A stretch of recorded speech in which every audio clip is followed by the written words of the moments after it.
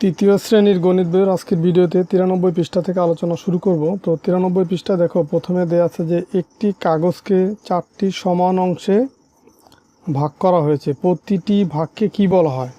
তো একটি কাগজকে 4টা ভাগে ভাগ করছে। এখন প্রত্যেক টুকরাকে কি বলা হয় বা প্রত্যেক ভাগকে কি বলা হয় সেটা হচ্ছে এখানে লিখতে বলছে বা এই প্রশ্নের উত্তর দিতে হবে।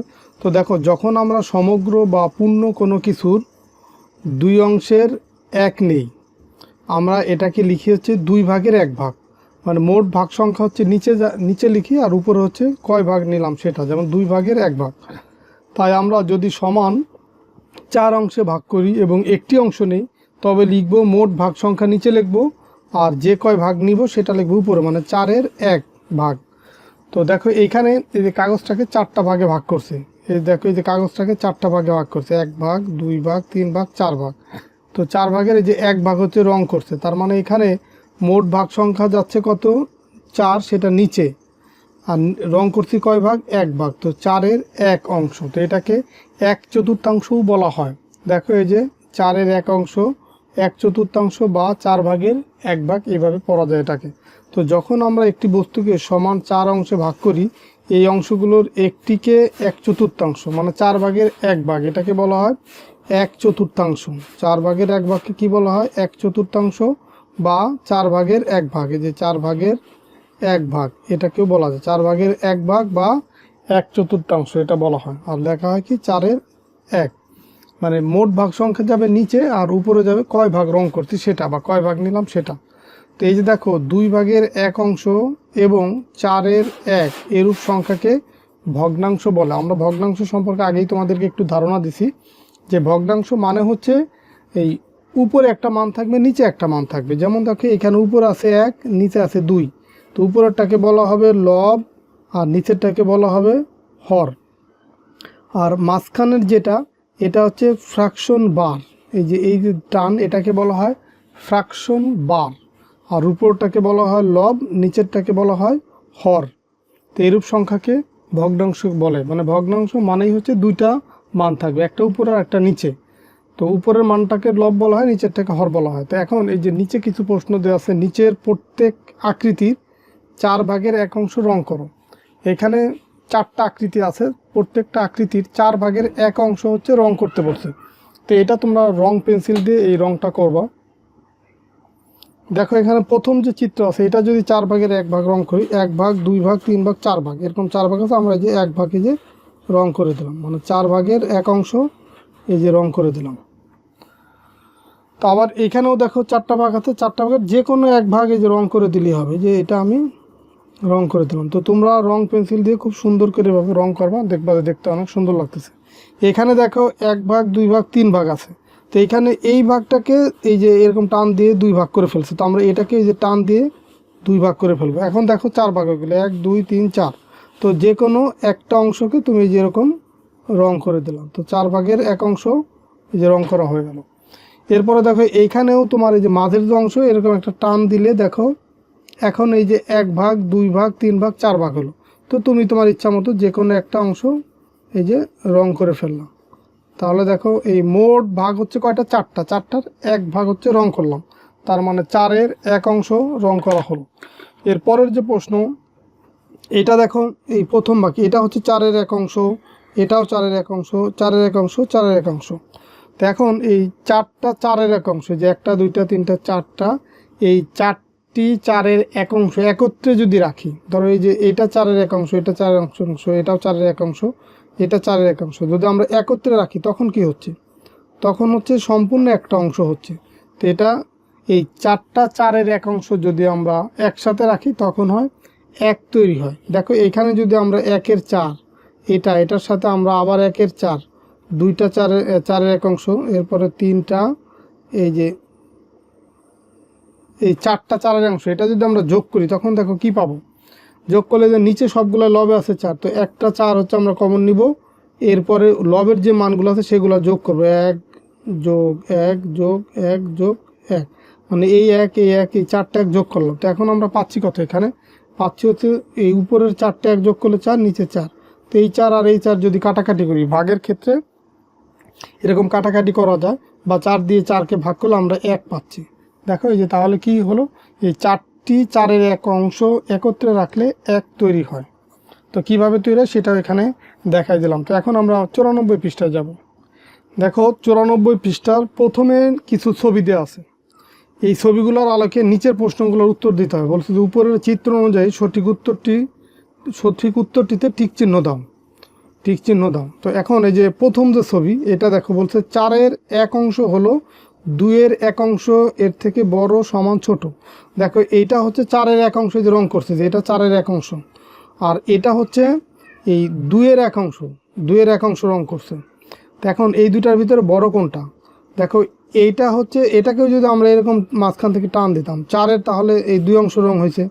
তো এইটা হচ্ছে এক অংশ, তাহলে এই রং করা বেশি কোনটা? এটা, আর এটা হচ্ছে কম। তো এখানে বলছে 4-এর এক হলো 2-এর এক থেকে বড় ছোট সমান। দেখো এই যে 4-এর এক অংশ বলতে প্রথম এই দ্বিতীয়টাকে আগে বোঝাচ্ছে। তো 4-এর অংশ এটার থেকে ছোট হবে, এখানে আমরা তাহলে এই যে ছোট এখানে টিক চিহ্ন দেব। দেখো এই যে এটা কম রং করা এটার তুলনায়, তার মানে এটা ছোট। এরপরে 2 নম্বর প্রশ্ন দেখো, 4-এর এক বলতে এই যে এটা হচ্ছে 4-এর এক, এই যে 4-এর এক, আর এটা হচ্ছে 4-এর 2। তো বড় কোনটা? বড় হচ্ছে এটা হচ্ছে ছোট। তো এখন বলছে 4-এর এক এই টুকরা হলো তোমার 2-এর এক, মানে যে এটা দেখো এই মোট ছিল 4 ভাগ, 4 ভাগের 2 ভাগ রং করছে। তো দেখো এখানে যদি আমরা এই 4-এর 2 লিখি, তাহলে দেখো এই 2 দিয়ে 4কে যদি কাটাকাটি করি, 2 4-এর ভিতরে যাবে 2 বার, এখানে থাকবে 1, তার মানে এই 1/2 হবে। তো দেখো এই কারণেই যে 2 ঘর যেহেতু রং করা, এটাকে বোঝাচ্ছে তোমার 1/2 বা 2-এর এক অংশ। তাহলে এইটা হচ্ছে এইটার তুলনায় ছোট। দেখো এই 4-এর এক অংশ এই 2 টুকরা হলো 4-এর একের 2 টুকরা, মানে 4-এর একের 2 টুকরা বলতে এটা বোঝাচ্ছে 4-এর একের 2 টুকরা, মানে এটা হচ্ছে 1/4, এটা হচ্ছে 1/4। তাহলে এই 4-এর একের 2 টুকরা হলো না, এটা হচ্ছে সেই 2 টুকরা। এই 2 টুকরা হলো 2-এর এক অংশ। তাহলে দেখো এই 4-এর এক এত এর 2 টুকরা হলো এই 2-এর এক। 2-এর এক মানে অর্ধেক। দেখো এই যে 4-এর এক অংশ, এটা যদি 2 টুকরা আমরা যোগ করি একসাথে, তাহলে আমরা এই 2-এর এক অংশ পাবো। দেখো সেটা যোগ করে দেখাচ্ছি যে 1/4, আর একটা যদি 1/4 আমরা যোগ করি, তাহলে 2 টুকরা মিলে কতটুকু হয়? এই একটা 4 কমন নিলাম এই নিচের 2টা 4 থেকে, এরপরে উপরের মানগুলো আমরা যোগ করবো, 1 যোগ 1, তাহলে কত পাচ্ছি? 2/4। আর এটাকে যদি আমরা কাটাকাটি করি, তাহলে দেখো পাচ্ছি কত? 1/2। এই 2 দিয়ে 4কে ভাগ করলে 2 হয়, আর উপরে থাকে 1, তো 1/2 হয়। সেটাই বলছে যে 4-এর এক অংশ এর 2 টুকরা মানে হচ্ছে এটা হলো এই 2-এর একের এইটা, আর এই 2টা যোগ করলে কি সমান হচ্ছে না? এই কারণে যে এটা হচ্ছে সমানের টিক চিহ্ন দেবে। তো সমানটা কিভাবে আসলো? এই 4-এর এক অংশ এটার 2 টুকরা মানেই হচ্ছে 2-এর এক অংশ, তার মানে এটা হচ্ছে সমান। আবার দেখো 4-এর একের 3 টুকরা, 4-এর একের 3 টুকরা হলো 2-এর একের থেকে বড় সমান ছোট। তো এখানে দেখো 4-এর একের 3 টুকরা মানে ধরো এখানে আরও একটা টুকরা যদি আমরা এরকম নেই, 1-এর 4, এই 3 টুকরা হয়ে গেল। ধরো এই 3 টুকরা আমরা রং করলাম, এখানে 3 টুকরা।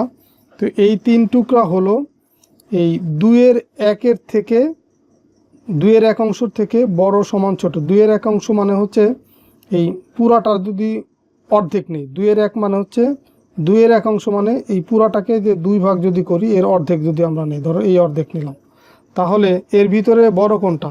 এই 4-এর 3 অংশ, এটা বড় হবে না? এই 4-এর 3 অংশ দেখো, এটা হচ্ছে এই 3 ঘর এরকম রং করা, আর এটা হচ্ছে মাত্র 2 ঘর, তার মানে এই 4-এর এক অংশের 3 টুকরা এটা হচ্ছে বড়। তাহলে এই যে এটা হবে এই বড়তে আমরা টিক চিহ্ন দেব। মানে এইখানে বোঝাচ্ছে 4-এর একের 3 টুকরা, আর এই হাফ মানে বোঝাচ্ছে 4-এর একের 2 টুকরা। এই 4-এর একের 2 টুকরা যোগ করলেই তো আমরা 1/2 পাচ্ছি, বা 2-এর এক অংশ পাচ্ছি। তো এরপরে 3 নম্বর প্রশ্ন দেখো, মিনা ডান পাশের চিত্রে গাঢ় রং করা অংশ তুলনা করলো, বলল এই 4-এর এক মানে যেটুকু 4-এর এক থেকে 2-এর এক মানে হচ্ছে এটা, এই 2 ভাগের 1 ভাগ, এটা ছোট। দেখো বাস্তবিক পক্ষে কি এটার থেকে এটা ছোট? এটা কিন্তু ছোট না, এটার চেয়ে এটা হচ্ছে বড়, তার মানে মিনা যেটা বলছে সেটা ভুল বলছে। তাহলে মিনার তুলনাটি সঠিক না সঠিক কি না সেটা জানতে চাইছে এবং কেন। যদি সঠিক হয় সেটা কেন সঠিক, বা যদি ভুল হয় কেন ভুল। তো আমরা এখানে দেখলাম যে এই 4-এর 1 এটার তুলনায় এই 4-এর 1 থেকে 1/2 এখানে বলছে ছোট, মানে এটাকে ছোট বলছে, এটাকে বড় বলছে, কিন্তু এটা তো ভুল। তাহলে আমরা লিখব যে মিনার তুলনা সঠিক নয়। এইখানে লিখব যে মিনার তুলনা সঠিক নয়, কারণ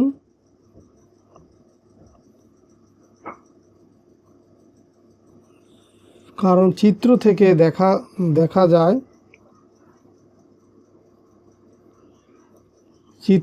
দেখা যায় দুই ভাগের এক ভাগ। দুই ভাগের এক ভাগ মানে যেটা 2 ভাগের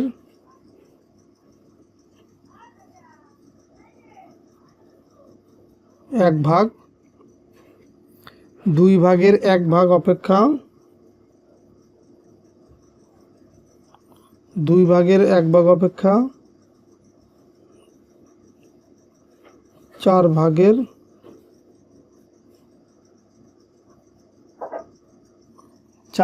1 ভাগ এটা হচ্ছে ছোট।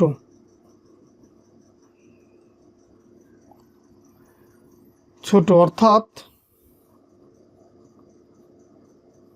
এখানে যেমন বলছে 4-এর 1 থেকে 2-এর 1 ছোট, তার মানে এই যে দেখো এখানে 2 ভাগের 1 ভাগ মানে হচ্ছে এই যে এটা 2 ভাগের 1 ভাগ, এটা হচ্ছে বড়, এটা অপেক্ষা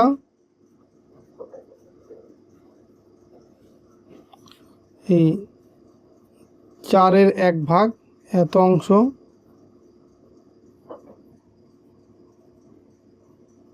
ছোট। আর এখানে বলছে 4-এর 1 অংশ বড়। দেখো 4-এর 1 অংশ মিনা বলছে বড়, আসলে তো 4-এর 1 অংশ বড় না, এই 2 ভাগের 1 অংশ থেকে 4-এর 1 অংশ হচ্ছে ছোট।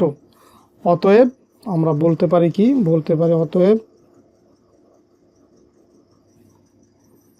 অতএব এই 4-এর 1 অংশ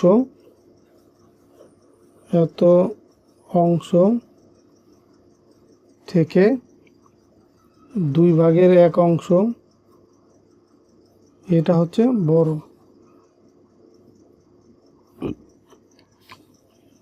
এরপরে দেখো 4 নম্বর প্রশ্ন। এখানে বলছে যে ইচ্ছামতো সমান আকৃতির 2টি চিত্র আঁকি এবং একটি 2-এর 1 অংশ ও অন্যটি 4-এর 1 অংশ রং করি।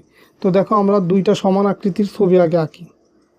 দেখো আমরা এই যে গোলাকার একটা আকৃতি আঁকলাম, আবার একই রকম আর একটা একই আকৃতির এই যে গোলাকার অংশ আঁকলাম। এখন বলছে যে 2টা একই সমান আকৃতির 2টা চিত্র আঁকি এবং একটির হচ্ছে 2-এর 1 অংশ, অন্যটির হচ্ছে 4-এর 1 অংশ রং করি। তো এটাকে যদি আমরা এই 2-এর 1 অংশ রং করতে মাঝখান থেকে ভাগ করলাম, আর এটাকে আমরা 4-এর 1 অংশ রং করব, এই যে 4 ভাগ করলাম। এটাকেও দেখো যদি আমরা 4 ভাগ করি, তাহলে এখানে বলছে যে 2-এর 1 অংশ মানে 2-এর 1 অংশ মানে এই মাঝখান শুধু এই দাগটা যদি নেই, তাহলে যদি আমরা এটুকু রং করি, তাহলে দেখো 2-এর 1 অংশ রং করা হয়ে গেল। আমরা এই ভাগটা ধরো দিলাম, কিন্তু এটা যদি আমরা মাঝখান থেকে ভাগ করি তার মানে অর্ধেক হয়ে গেছে না রং করা। এই কারণে আমরা এখানে বলতে পারি যে 2 ভাগের 1 ভাগ রং হয়ে গেছে, 2 ভাগের 1 ভাগ। আর এইখানে বলছে 4 ভাগের মাত্র 1 ভাগ, তার মানে আমরা শুধু এইটুকু রং করলাম। দেখো মোট ছিল 4 ভাগ, তার হচ্ছে আমরা 1 ভাগ রং করলাম। তাহলে আমরা এটাকে কি লিখতে পারি, এটাকে লিখতে পারি এই যে 4 ভাগের 1 ভাগ রং করলাম, আর এটা হচ্ছে এই 4 ভাগের এই 2 ভাগের 1 অংশ এটা হচ্ছে রং করলাম, যেটা এখানে বলছে আর কি। তো এই ছিল তোমাদের 94 পৃষ্ঠা আলোচনা। তো আজকের ভিডিওতে আমরা 93 এবং 94 পৃষ্ঠা আলোচনা করলাম। পরের ভিডিওতে 95 পৃষ্ঠা থেকে আলোচনা শুরু করব। তো ঠিক আছে, সবাই ভালো থাকো, সুস্থ থাকো, আল্লাহ হাফেজ।